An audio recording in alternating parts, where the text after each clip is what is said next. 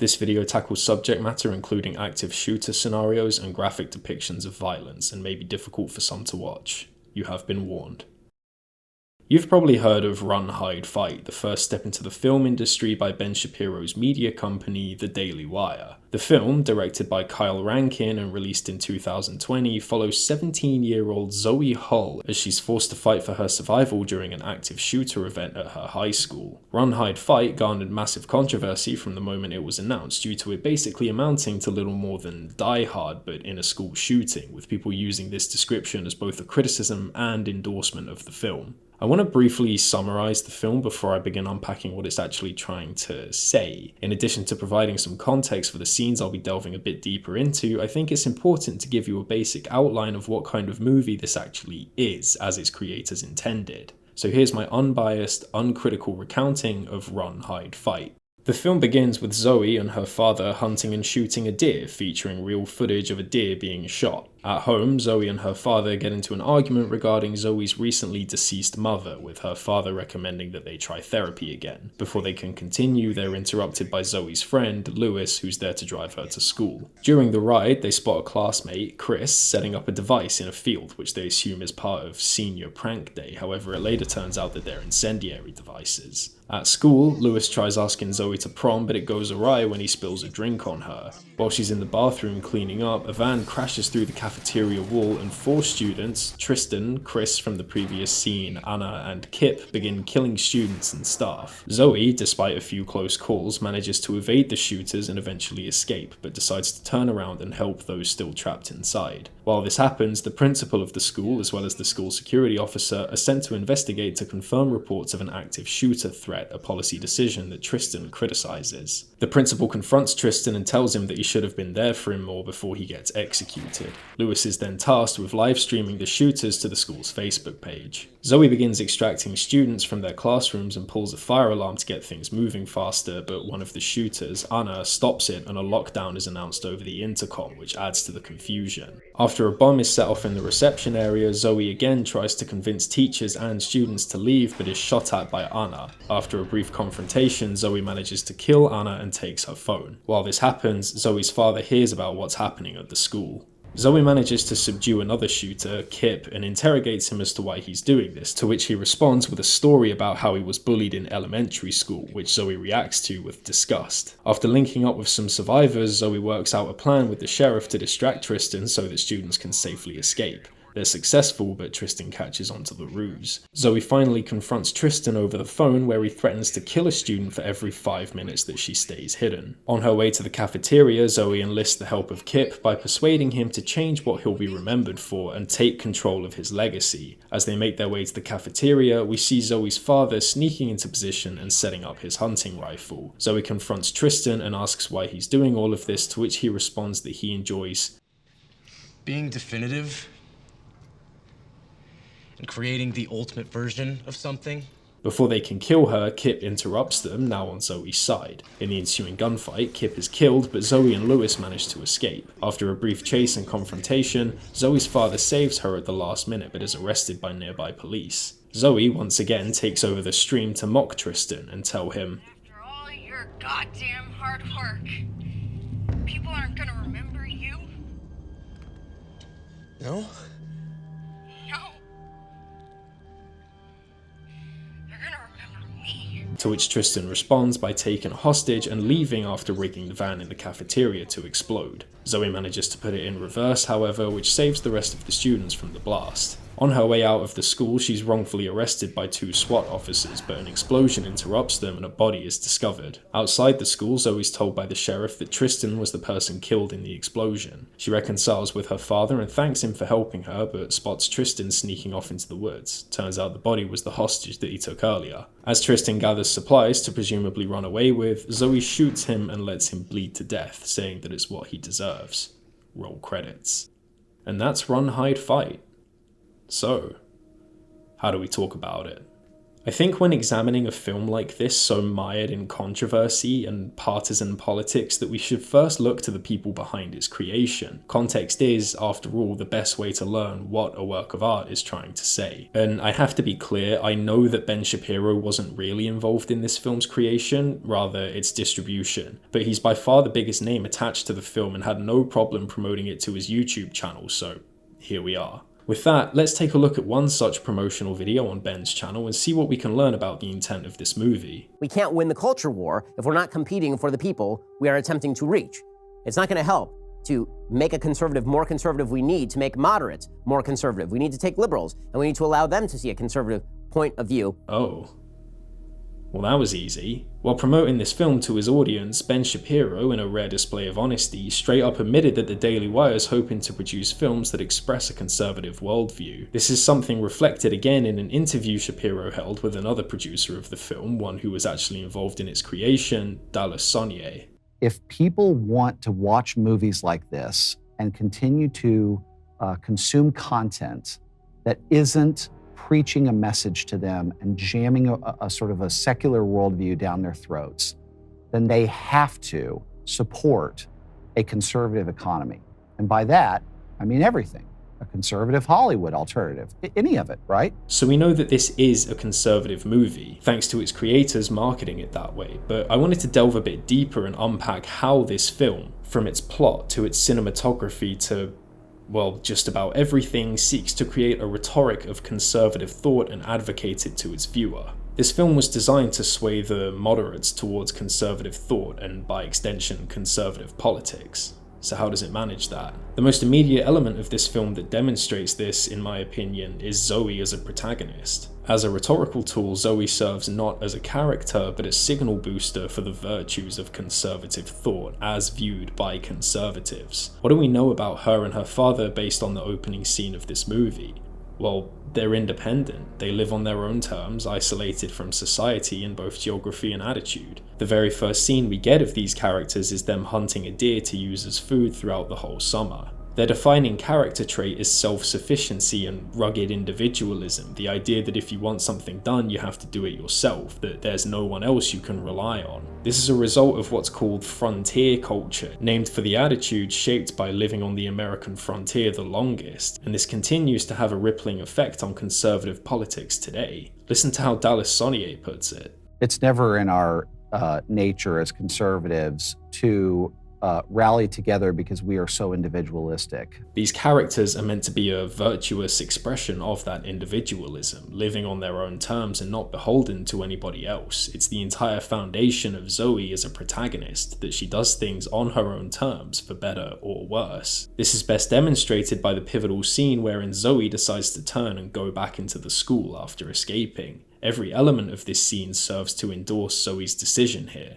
As Zoe runs from the school, the camera regards her in a neutral angle. However, as the shot continues and Zoe slows to make her decision, the camera sweeps into a lower angle, looking up at her. This is a common technique in cinema, often used to denote power. In this case, the power is Zoe's in making the decision to no longer run, but turn back and fight. The camera holds her in isolation, again demonstrating to the audience that she's acting alone, individually. This self-reliance in action is further endorsed by the film's score. Typically, the score consists of low-pitched tones that serve to create an almost horror atmosphere, which is quite fitting for the tone of the film so far.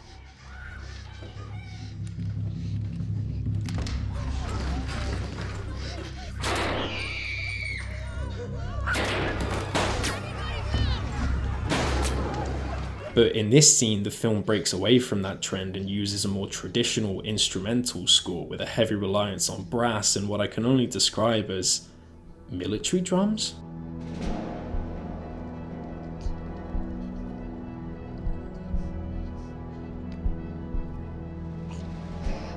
This score serves several purposes as I see it. The most obvious is that it offers a triumphant counterpart to the dread and horror conveyed by the film's typical score. It provides, in a narrative sense, an answer to the uncertainty posed by what we've seen so far. An answer that comes in the form of Zoe turning back, doing what needs to be done. The other purpose of these military drums is to serve as a parallel to Zoe's father, who in the opening argument is revealed to have served in the United States military. That look in your eyes. Guys at my unit had that look. Not everything is about the war. Zoe's decision to go back, to take matters into her own hands, is endorsed by the reincorporation of the military as a theme. Remember, this is an admittedly conservative movie. I think it's safe to say that conservatives tend to be a bit more reverent of the armed forces than their counterparts, and it's no different here, with this soundtrack used as a shorthand way of comparing Zoe's actions to those of the troops. You know, in a conservative's mind, the idea of the military represents things like self-sacrifice, bravery, necessity, and doing what's right, all of which the film aims to convey in Zoe's decision. This scene where Zoe turns back is supposed to serve as an expression of the ideal conservative, one who, with grim determination, does what needs to be done in the direst of circumstances. This decision is backed up by the aesthetic of the military and what that means to this film's conservative or moderate viewer. You know, in case the score wasn't obvious enough, she spends the entire film running around in her father's army jacket. I'm shocked the filmmakers didn't go all the way and plant an American flag in this scene, just to make sure that you got the point.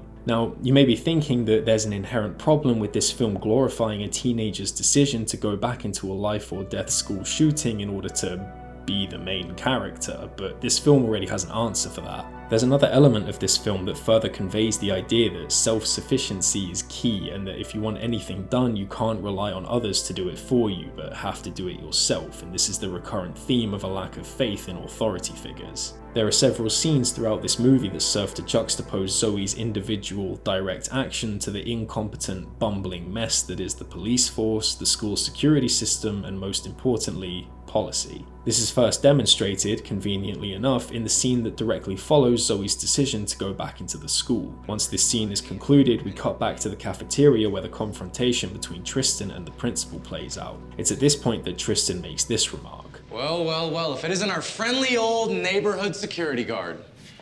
As if it's not sad enough that they're only paying him $12 an hour to protect our school, they expect you to do it without a fucking gun? And of course, once the scene has played out, Chris murders the principal. Something I didn't mention yet is the moment that follows this, where Chris chases the security officer out into the hallway and holds him at gunpoint as he proceeds to beg for his life and wet his pants. Now again, this may read as little more than a criticism of gun control in the face of mass shooter events. A man in a protector's uniform has been left emasculated, both metaphorically by being left unarmed and literally by begging a teenager for his life. Our villain has provided us with a thesis statement that the only thing that could have stopped him, the bad guy with a gun, is a good guy with a gun, which is what eventually happens when Zoe executes him. But again, that's only a logical follow-up to Zoe's willingness to act, and it's that characterization of a willingness to do what needs to be done that really takes center stage here, and this is due to how Zoe and the security officer's actions are contrasted to one another. After Chris spares the security officer, we cut back to Zoe and a helper that she picked up along the way, trying to get people's attention to no avail. As they keep trying, we again cut to the school security officer now in his office looking for a change of pants. So these two scenes, in the way that they're edited, compare and contrast the actions of these two characters. On the one hand, you have Zoe, a child who decides to go back and do what's right, and on the other you have an adult man, cowering in fear, acting in his own self-interests. Neither of these characters are armed, by the way. Their differences come down to attitude, their willingness to act. There's one more moment in this scene that I wanted to talk about to prove it, because the movie itself acknowledges that it isn't just about having a gun. After the security guard is granted mercy, there's a cut with an audio lead, by which I mean that the audio from the following scene plays before the visuals. This is often used to bring attention and significance to the words being said before we enter the next scene. See it for yourself as it's used here. What do the Texans have? Grit and determination, but very little in the way of munitions. This transition is employed as a commentary on the actions of the characters we're following. The grit and determination of the Texans is juxtaposed with the grim cowardice of the security guard. It's telling a joke at his expense via the film's editing. It also serves as a parallel to Zoe. She has very little in the way of munitions, but as we saw in the earlier scene, plenty of grit and determination.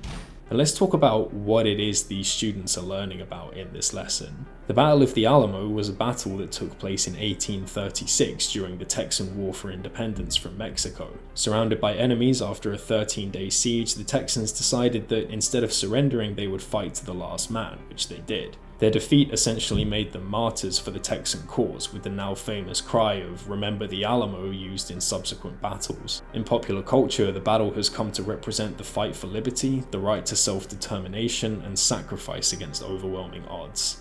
So, we see what's going on here, right? This movie is using the tried and true cliche of a class subject mirroring what the main character is going through, but this time it's repurposed for a movie about a school shooting. Worse than that, it's used to advocate the students being the ones to do anything about it. The Texans lost the Alamo because they never received reinforcements thanks to their disorganized chain of command. In this film, that disorganization is mirrored by the failure of the police force to do, well, anything. This loops us back around to the constant theme throughout Run, Hide, Fight that you have to be self-sufficient and cannot rely on outside authority to help you. You have to be willing to do it yourself. This is reincorporated with the security guard being a coward, the police officer who gets killed in the explosion before he can do anything useful, the police officer who gets shot by Chris, and the SWAT officers who wrongfully arrest Zoe and almost allow Tristan to escape. I'm sure there's a way to link this to the idea of small government, the idea that the government should play as little a role in its citizens' lives as possible. In this movie, a lack of government interference is necessary so that we can have stakes, and our 17-year-old John McClane knockoff can run around and execute her classmates, but rhetorically it serves as a way of necessitating some action that others won't take. Zoe stands and acts on her own because that's the virtuous thing to do, and the film makes it very clear that this is the correct course of action to take, using music that evokes the military and a parallel to the martyrs of the Alamo. Disregarding that a child is forced to kill her peers due to policy failure, the film instead seeks to glorify Zoe overcoming her problems by means of direct action and interference. And this is an element that ties every single plot thread together. For example, Zoe's mental health and grief throughout the film, clarified to us by the ghost of Zoe's dead mum. Throughout the film, Zoe has conversations with apparitions of her dead mother who imparts wisdom on her when she needs it most. It happens at the start of the film after the deer hunting, again just before the school shooting begins, when Zoe's looking for supplies after the explosion, after she captures Kip, and one final time after Zoe saved the school for good, where she then says goodbye to Zoe and leaves forever. With each conversation, barring the first two which takes place before the shooting, her appearance gradually transitions from how she was at the end of her life to before she had cancer. This is an on-the-nose visual metaphor for Zoe gradually moving on from the death of her mother.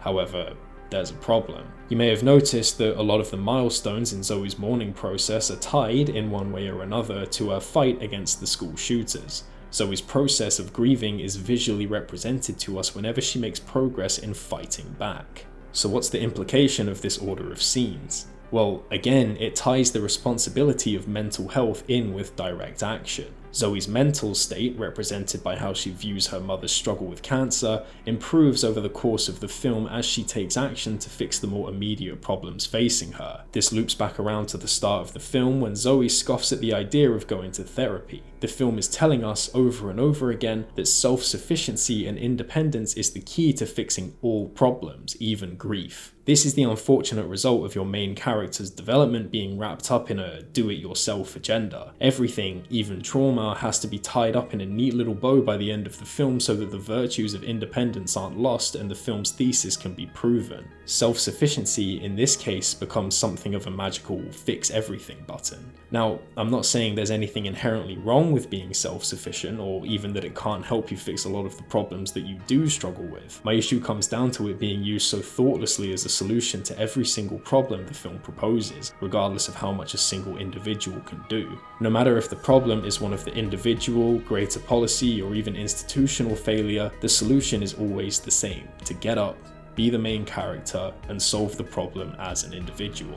Now, this may seem at odds with Zoe's character arc. The film has, on one hand, preached the virtues of individual action to us repeatedly, but on the other hand, Zoe's isolation is hurting her relationships. Her and her father are fighting, she rejects Lewis and fears losing him as a friend because of it. Her individuality is as much a hindrance as it is a virtue. It's this conflict between wanting your character to have a satisfying arc and having that character imbued with political rhetoric that really hurts this movie's narrative cohesion. You know, on the one hand, Zoe's perfect because she embodies perfect conservative values. On the other hand, there have to be stakes so that Zoe isn't considered a Mary Sue and your film gets labeled woke by your target audience. Thankfully, this film has a handy solution that ultimately benefits this film's rhetoric. Zoe's supposed arc in this film is her realization that she can't do everything on her own, that she has to be able to rely on others and therefore be vulnerable in doing so. This is demonstrated when she heads back into the school and another student decides to join her in rescuing their peers. It's reinforced again when Zoe's father rescues her from Chris. She's about to be killed because she took on too great a challenge and has to be rescued. You'd think that this is where Zoe would realize that she can't always rely on herself and has to be willing to ask for help when it's needed, and ultimately uses that to defeat Tristan and his ideology. But no, she murders him after taking matters into her own hands yet again. This is because this arc, if you can call it that, still serves to promote this individualism, even if it appears to do the opposite. You see, despite relying on others for help at several key points, Zoe never actively chooses to seek help from others. Rather, help just kind of happens to her throughout the entire film. Zoe never asks the other student for help, she just kind of tags along for the ride. She also never reaches out to her father, even though it would be a nice conclusion to their arc, where they learn to rely on each other. Instead, he just hears about the shooting over the radio and decides to take matters into his own hands. This is a decision that's again endorsed by that same drum motif. Similar to Zoe, the individual choice to take action is what the audience is expected to admire. Zoe doesn't ask for help, she just does what she can and the rest follows. There is no relying on others in this film, at least not intentionally. There is no collective action, there is just action taken by several individuals completely independently from each other in the pursuit of a common goal, and it is this action that's rewarded. The film even communicates this in a religious sense in a scene between Tristan and a girl wearing a cross necklace. Do you believe in God? Yes. Huh. Now, why would God let something like this happen to you? Free will. God allows the wicked to do their wickedness Oh yeah, why's that? so they can be judged. This is a scene that serves to tie this film's ideology with that of Christian morality. The concept of free will in this case refers to the freedom to make the right choices, and Zoe is meant to serve as a virtuous Christian demonstration of that. Never mind that, according to this film, the right thing is taking it upon yourself to fix a school shooting. The details of the action are secondary to the action simply happening. Zoe is rewarded for her virtuousness with her father saving her life, also out of free will. His determination to act is what's meant to be admired. Similarly, at the end of the film, Zoe's extrajudicial killing of Tristan is treated like a victory. It's not what she does that matters, but the fact that she does it. All of this is to say that action is what this film advocates for. And in the same way that Zoe is glorified for the action that she does take, the film also goes to great lengths to stress the inverse in condemning actions that aren't taken. And with that, I wanted to briefly talk about the shooters in this film and their motivations. The shooters in this film each serve as an example of the reasons people commit these crimes in real life. Kip is this film's depiction of a bullied kid who lashes out at his peers for these perceived slights. Chris, in comparison, is this film's take on the mental illness crisis that leads to these shootings. Anna is this film's take on the goth or countercultural association with school shootings, particularly in the aftermath of Columbine, which I'll have more to say about later. And finally, there's Tristan. Tristan's role in the shooting serves a dual purpose. The first is that of the evil genius mastermind who orchestrated the entire shooting. The second, and arguably more important role he serves, is that of the fame-hungry attention seeker. His overt concern with virality and getting on every news channel is a scathing critique of the media circus that surrounds events like these. And all of this would be fine on its own, right? It's pretty typical of media to have some basis in reality to ground it, and it's no different here. These characters and what they represent are all real and valid concerns to have in the wake of events like these. The issue lies in the solutions proposed by this film in order to solve the problems that these characters represent. Let's start with Kip. Kip's motivation in this film is that he was pantsed in front of the whole school one year and never managed to live it down. This event, and all the perceived slights resulting from it, caused him to eventually crack and join forces with Tristan. 6th grade, Chloe Poole and AJ Turner sneak up and pull my pants down in front of assembly. But they also get my underwear. That's what this is about. And it started years of people giggling near me, behind me, thinly veiled jokes, even from teachers, about my coming up short on homework. This is what causes Zoe to react with such disgust and respond with this. You ever think that the people you heard giggling were happy? And maybe teachers with no idea which words were triggering you just didn't want to see you flunk?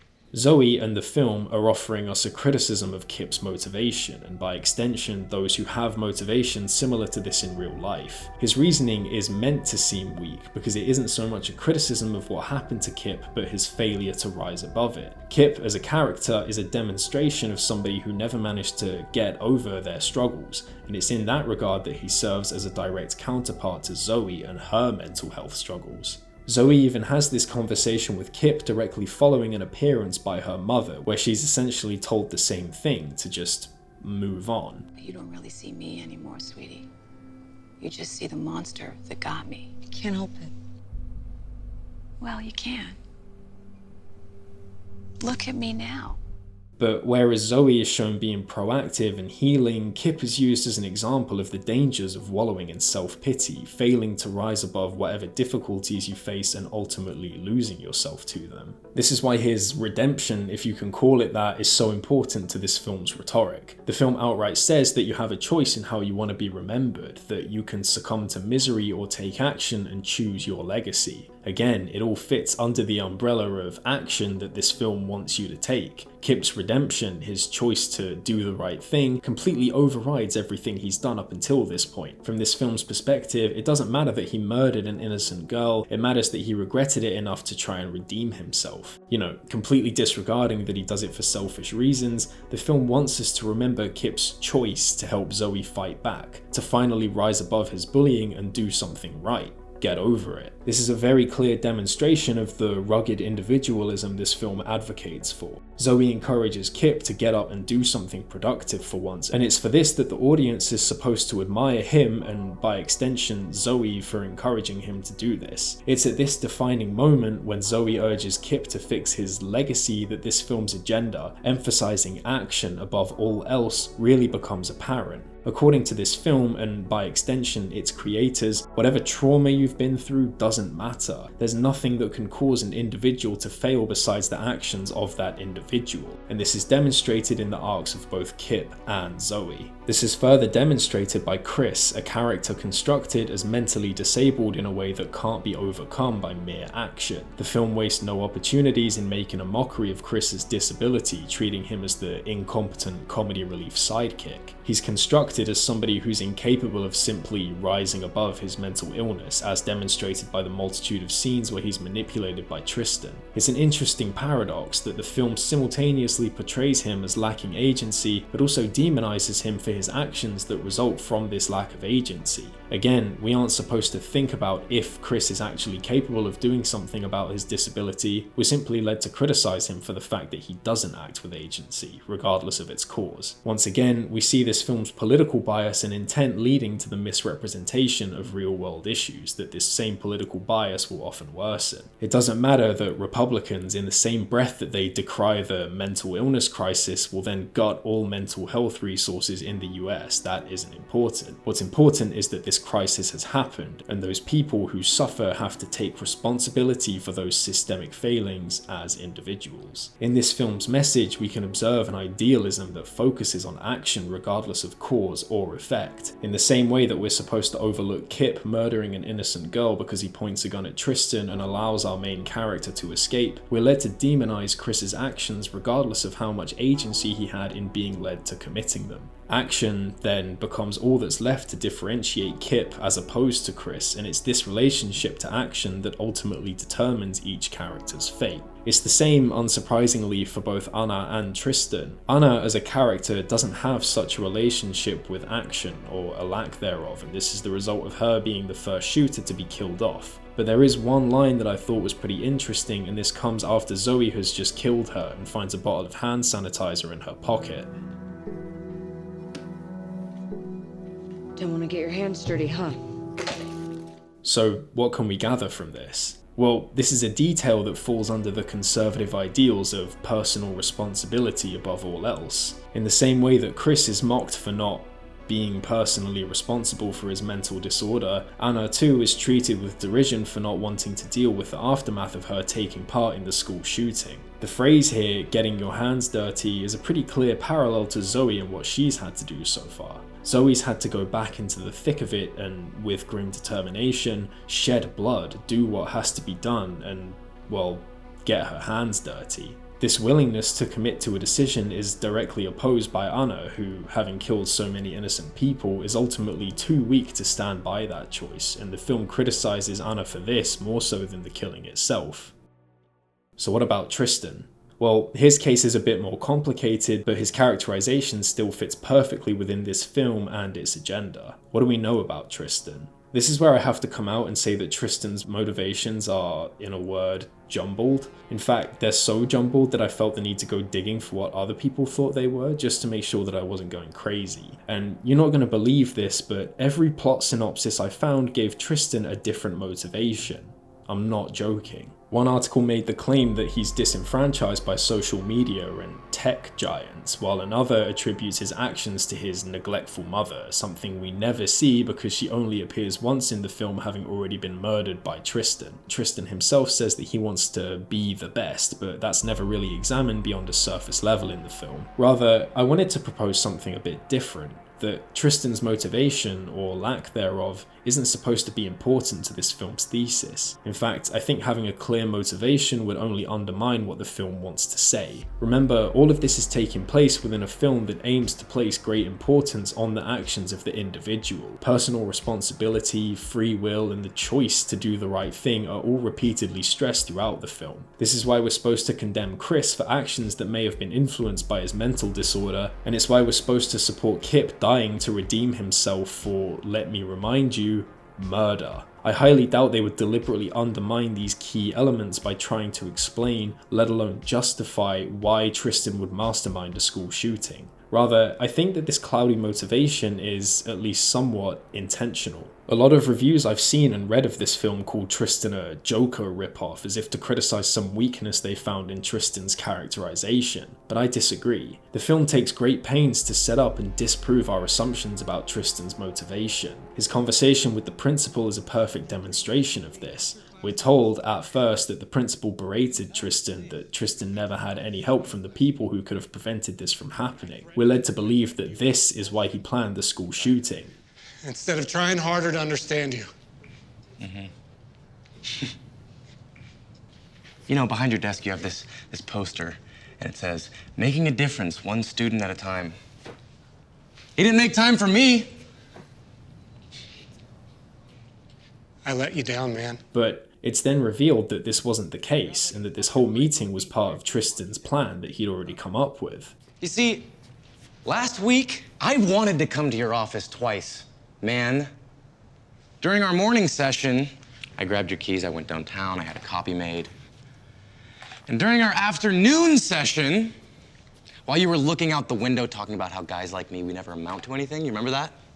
I replaced him. So this scene, as well as providing us with a twist as to Tristan's motivations, is also creating a discourse. On the one hand, you have the principal. He represents a failure of policy, of a system that alienates and disenfranchises youths and pushes them to committing these atrocities. He represents the top-down issues that lead to people committing mass murder. And yeah, focusing on systemic issues that alienate people is a pretty lefty approach to these problems, which is why the film then has to debunk this perspective to remain consistent with its conservative agenda. Tristan's revelation that he orchestrated these events from the beginning is this film's conservative response to a proposal of systemic issues. It argues that, no actually, the system isn't at fault for creating these monsters. They were always there. It poses the issue of school shootings as part of a problem with the individuals who commit them, rather than a system that allows, enables, and even encourages them through a failure of policy. Tristan isn't a Joker ripoff because of some writing flaw. He's the Joker because that lack of clear motivation is what allows this film to paint systemic issues as merely those of the individual, and deny the need for any systemic change as a result. Think back to the scene with the religious girl and Tristan's interaction with her. Free will is given ultimate authority here. In the same way that people like Zoe have the choice to do good, they will also always have the choice to do bad, like in the case of all of the shooters. There is no denying their agency because that agency, their choice in committing evil, is legitimized by the word of God himself. This film uses the aesthetic of religion to legitimize its claim that systems don't create evil, individuals do, in order to sway its viewers towards individualistic, conservative solutions. And speaking of this deference to religion, I have to delve into some of the more uncomfortable parallels this film has with real-world school shootings, particularly Columbine. One of the longest standing myths of Columbine is that of Cassie Bernal, a 17-year-old girl murdered in the Columbine library. She's often eulogized as the girl who said yes after her last words to one of the shooters before her death. The story goes that Eric Harris, one of the shooters, discovered Cassie hiding in the library and proceeded to ask, "Do you believe in God?" To which Cassie simply responded, "Yes," before Harris murdered her. This devotion to her religion in the face of death essentially made Cassie, as well as another Christian classmate named Rachel Scott, Christian martyrs. In the immediate aftermath of the shooting, evangelical Christians used these girls' stories to recruit new members into their organizations, with the story growing more and more complex with each new telling. The story is contested, naturally. There's varying accounts of who it was that actually said yes, with survivors of the shooting corroborating that it was another student altogether, one who actually survived the shooting. But, of course, the truth of the story is only secondary to what you can use it for. It doesn't matter if this story actually happened, the legend remains embedded in pop culture, with both rock songs and movies inspired by it. Do you still believe in God?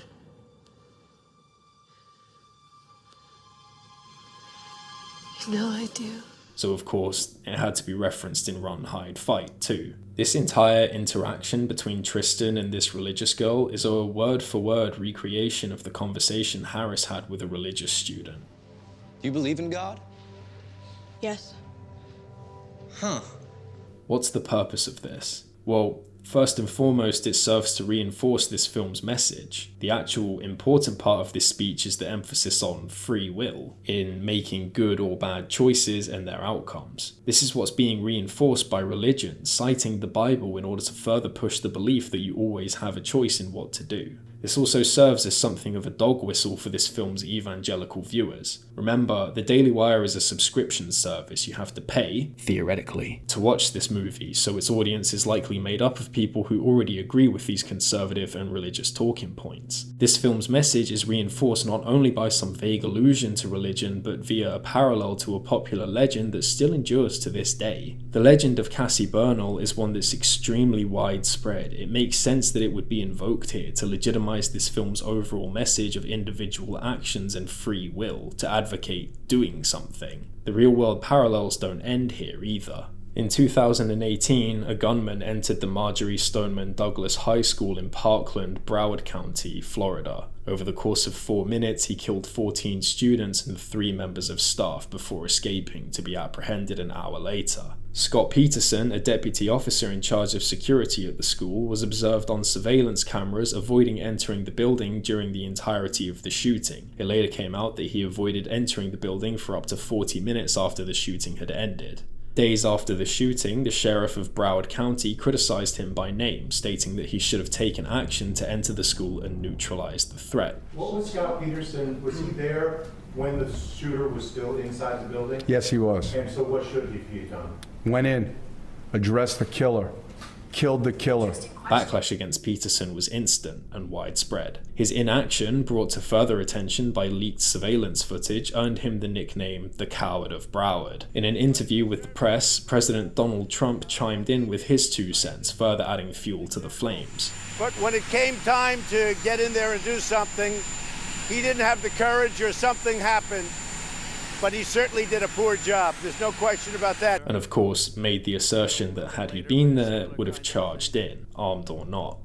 You know, I really believe, you don't know until you test it, but I think I really believe I'd run in there even if I didn't have a weapon. Scott became a pariah. He came to represent a lack of action, failure to step up to the task and do what needed to be done. The outrage in the wake of what happened at Parkland has led people to completely disregard the numerous institutional failures that could have prevented this shooting, but didn't. Instead, they focus on the individual. This is an outrage expressed by Run, Hide, Fight in its characterization of the security officer. He too is a reflection of inaction, of cowardice and a failure of responsibility. The film capitalizes on that outrage felt in the wake of Parkland and uses it to create a mockery of those who don't step up to the occasion. Up until now, I've only alluded to the true problem I have with this film. We've looked into this film's political leanings and real-world inspirations, but not so much the fundamental, inherent perspective that these factors express. People have criticized this film for glorifying school shootings and the people who commit them. And this glorification and turning this into some kind of like weird action movie is exactly what future shooters would want. They want to be glorified, they want their names to be said, and they want to be commemorated publicly for the shit that they did. And I really disagree with this opinion. The actual scenes depicting the shooting before Zoe goes back into the school are very well constructed. It's shot like a horror movie, and I think that this is a suitable way to handle the subject matter. Don't get me wrong, the film falls incredibly short of actually respecting the weight of mass shootings, but this isn't a result of how the shooters are depicted. With everything I've already discussed, it's pretty clear that the film wants you to disapprove of them. What this film is actually doing, I would argue, is worse than glorifying school shootings. It's worse than turning them into sheer spectacle, because both of these acts, at the very least, ascribe some meaning to these events. What Run, Hide, Fight is ultimately doing, what it hopes to do in order to push its conservative agenda, is accept them, to strip them of meaning. Come to terms with school shootings as simply a fact of life, a trial to surpass, to prove one's willingness to act and step up to the occasion. In the same way that Donald Trump and the Broward County Sheriff disregarded the institutional failures that led to the Parkland shooting and instead focused on the inaction of Scott Peterson, this film's creators neglect the institutional failure that led to this film shooting and instead shift the responsibility to our main character, Zoe. This film does nothing to advocate for prevention. It does nothing to question why these things happen, only that they do, and they will continue due to the fault of broken, corrupted individuals whose agency in their actions or reasons for them ultimately don't matter. What matters is that they do happen, and that they will happen, and you, dear viewer, could be the next hero to stop it. This is an attitude that many lobbyists and pro-gun advocates hold in real life. In November 2017, a gunman entered the First Baptist Church in Sutherland Springs, Texas. Over the course of 11 minutes, he fired over 700 rounds, killing 26 people and injuring a further 22, the deadliest mass shooting in Texas history. In 2019, a gunman entered the West Freeway Church of Christ in White Settlement, Texas, and killed 2 people. And in 2022, a man entered the Greenwood Park Mall in Greenwood, Indiana, and killed 3 people. All of these shooters were interrupted or killed by armed civilians, a fact that the National Rifle Association took great pride in pointing out. They never ask why somebody was granted the ability to murder so many people in such a short time. They only focus on the person who took it upon themselves to intervene. And while I don't want to undermine these people's bravery and what they did, they never should have had to do it in the first place. But again, prevention isn't in these people's interests. They'll tell you that themselves. The NRA, in another article, cites an FBI report detailing civilian intervention in shootings, claiming that 8 out of 10 times the civilian is able to stop or prevent the shooting, which demonstrates, and I quote, the importance of preparation by law enforcement officers and citizens alike. The NRA article then concludes by saying that Americans should be trusted to take responsibility for themselves, their families, and their communities, and that the quickest way to stop a bad guy with a gun is a good guy with a gun. After the 2019 shooting, the Texas Attorney General, Ken Paxton, expressed his hopes that more churches would learn from the event and be prepared for an attack. I've never heard a solution that offers a way to prevent this from ever happening again. So knowing that, all I'm saying is that we should be prepared for when it does happen, and this church is a model for that preparation. These stories and the response to them only serve as a distraction. They can never address the victims in any meaningful capacity, instead only focusing on the good guy with a gun they can use to further their agenda. Comment after comment under these news stories and even articles written by the NRA amount to little more than, "Thank God someone was there to stop him," without acknowledging or questioning why this person was able to kill so many in the first place. Because ultimately, these news stories, as well as run, hide, fight, are a distraction, the end result of a callous disregard and lack of concern with prevention. Only action taken to solve a problem that never should have arisen in the first place, but we've been conditioned to accept. We're taught not to care about why these things happen. Both the film and these news articles reducing the shooters to one-dimensional traits to avoid any discussion as to what enabled them to kill so many. The West Freeway shooter was the devil, not a human. Chris is just crazy. Tristan is just the Joker. Every mass shooter is just a crazy person pulling a gun. These people are reduced to a stereotype, a one-dimensional character trait that prevents you having to ask any further questions. Don't pay attention to the shooters, what encouraged them, or what enabled them. Instead, focus only on the person who was forced to stop them. Zoe sums it up best. They're gonna remember me. Because we're forced to forget everything else. And that's why Run, Hide, Fight was made. In creating this film, conservatives forced themselves to ignore any useful ways to prevent these shootings from happening, and instead tacitly accept them as the new normal, only focusing on stopping them once it's too late. This movie serves as a means of justifying themselves, to themselves, and anyone else who'll listen. And boy, is this best conveyed by the IMDb reviews of this movie. Let me take you back to the start of the video and again remind you what Ben Shapiro and Dallas Sonnier said about this movie and the purpose it serves. We can't win the culture war if we're not competing for the people we are attempting to reach. It's not going to help to make a conservative more conservative. We need to make moderates more conservative. We need to take liberals and we need to allow them to see a conservative point of view. So you can make these, real commitments to promoting the conservative companies that share your worldview, then they have to support a conservative economy. And by that, I mean everything.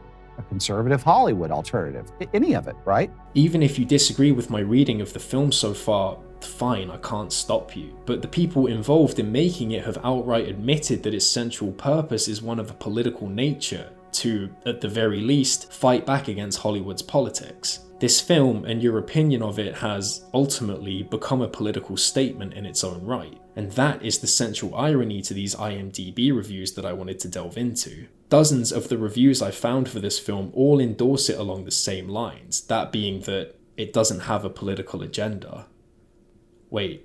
What? Finally, a plain old action film we all deserve. This film is as it should be. No messages, no virtue signaling, no woke and broke stuff. I hate movies with political messages that beat you over the head with a mallet, so it's amazing that an openly right-wing company can make a great movie and make it 100% entertaining and you don't walk away from it feeling like you've just been preached to for 90 minutes. I'm so glad there are creators still out there who will make films I can enjoy without cringing at political commentary and virtue signaling. Refreshing to watch a movie without a political agenda. To get it out of the way immediately, there are no politics in this movie. Praise be unto Jeebus, I am so sick of politics being injected into everything. So on the one hand, this is admittedly very funny, right? These reviews, if they were even written by human beings, outright admit to have missed the point of the film, that being that it was created to push back against Hollywood politics, which is in itself an agenda baked into the film. But as well as being hilariously unself-aware, it's also deeply concerning on a surprisingly raw and honest level that says a lot about the people who wrote this stuff, as well as those who fall for it. Across a lot of these reviews, you have political movies imbued with messages being directly opposed to entertaining movies, as though a movie that wants to make a political statement is incapable of being entertaining. And I would guess that this isn't actually referring to how political a movie actually is, but what someone means when they call a movie political. Often when someone calls a movie political in a negative way, they mean that it expresses a political ideology that they disagree with. It isn't so much about if the movie expresses an opinion, but what that opinion is. This is a frustration further whipped up in the interview between Sonnier and Shapiro, where Sonnier says this. People can argue with me that art is always political or whatever. Movies have always been political. That may be, but when it's so overt and when it's so one-sided and so partisan, and the community is 97% one point of view, it becomes it almost becomes a joke onto itself, right? Now, keep in mind, this is an interview that took place on Ben Shapiro's podcast, The Sunday Special. I think it's safe to say that unless you're a weirdo looking for things to whine about for a YouTube video, you're not going to sit through this whole thing unless you already agree with him, and it's the same for whoever's paying $14 a month to access this movie on the Daily Wire. When people call this movie apolitical, they mean that it isn't politically challenging to them. And this is used as an endorsement of the film to push it towards more moderate audiences. You know, the kind of person who thinks that being political is cringy, but can still be whipped up into an anti-woke hate mob in no small part due to the efforts of people like Ben Shapiro. What I'm saying here is that these people don't consider the school shootings tackled by this movie to be a political issue that challenges them, but rather a foregone conclusion, an inevitability. This film, ultimately, is propaganda that seeks to normalize these atrocities. It's an expression of a failed ideology, one which prescribes itself as a solution to a problem it's encouraged and allowed to escalate up until the point we're at today. It's a comforting lie, a $1.5 million investment by conservatives to avoid tackling the root of the problem, and instead pat themselves on the back for how they think they would act in a situation like this. That's why they cynically employ the story of Cassie Bernal to provide religious legitimacy to a fundamentally illegitimate ideology. It's why they try to turn institutional faults like the supposed mental health crisis into flaws of the individual, and it's why they try to accept these shootings as the responsibility of the victims to solve via callbacks to military aesthetics. These IMDb comments then are revealing because they read as people bragging about having fallen for propaganda, having accepted that this film's message, and by extension these events in real life, are just the way things are. These reviewers are living in a bubble, and so too are the creators of the film that they're reviewing, and that is what this film stands for. As of me recording this on the 10th of May 2023, there was another mass shooting in America recently. This time, the Premium Outlets Mall in Allen, Texas. 8 people were killed. The youngest was 3 years old. Texas Representative Keith Self, who represents the area the shooting occurred in, offered his thoughts and prayers as is standard protocol. He criticized advocates of gun control, stating that they don't believe in God's plan. Well, those are people that don't believe in an almighty God who is absolutely in control of our lives. The people who could make a difference have, for one reason or another, willingly given up control. It's gone, out of their hands, for everyone else, the civilians, to deal with. And this is a belief that has been accepted by those same civilians and innocents. One survivor, describing his quick escape, noted that, as Americans, we're used to this. I don't know what more there is to say. These politicians and those who support them have already made up their minds that these events are, and will continue to be, acceptable.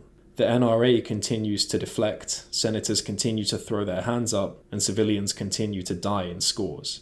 This time, there was someone there to kill the shooter, an off-duty police officer whose stories are focusing on as a positive to the whole thing. Run, hide, fight is a cultural byproduct of that need to find a positive in a situation you've resigned yourself to. We're meant to remember Zoe, we're meant to remember those people in real life who stop these mass shooting events and aspire to be them, rather than make sure that nobody has to be a hero again. In forcing us to remember these people, we're also made to forget why they had to be heroes in the first place, until it happens again, and again, and again, and the cycle repeats. But I don't want to focus on the person who stopped the shooter, nor do I want to focus on the shooter themselves, because ultimately, they only ever serve as a distraction from who we should really be focusing on after an event like this. Elio Cumana Rivas was a 32-year-old asylum seeker from Venezuela who'd been living in Dallas for 8 months. His family describe him as someone who'd always look out for others and lend a helping hand. He was working long hours to save up money to send to his family, which they'll now never see. Aishwarya Thatikonda was a 26-year-old civil engineer described by those close to her as a level-headed, calming presence. She was at the mall shopping for clothes to wear on her 27th birthday, which was only a couple of weeks away. She never saw it. Christian Lacura was a 20-year-old security guard who worked at the Premium Outlets Mall. His grandmother made a Facebook post and described him as a beautiful soul with goals for the future. She says she was grateful for the chance to see him just 2 weeks before he died. Kyu Song Cho, age 37, and his wife, Cindy Cho, age 35, both tragically lost their lives along with their son, James, who was 3 years old. They were out shopping for their other son, William, who had just turned 6 a few days prior. He was the only member of the family to survive.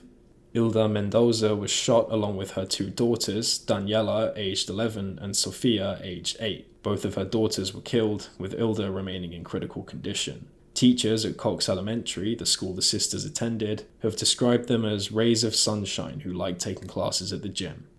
Their favorite color was yellow. In the pinned comment below, you'll find links to a GoFundMe created for the victims. This GoFundMe is organized by survivors of previous mass shootings to guarantee that the victims see 100% of the money donated. Make sure to donate any amount that you can, and I'll be sure to do the same. Until next time.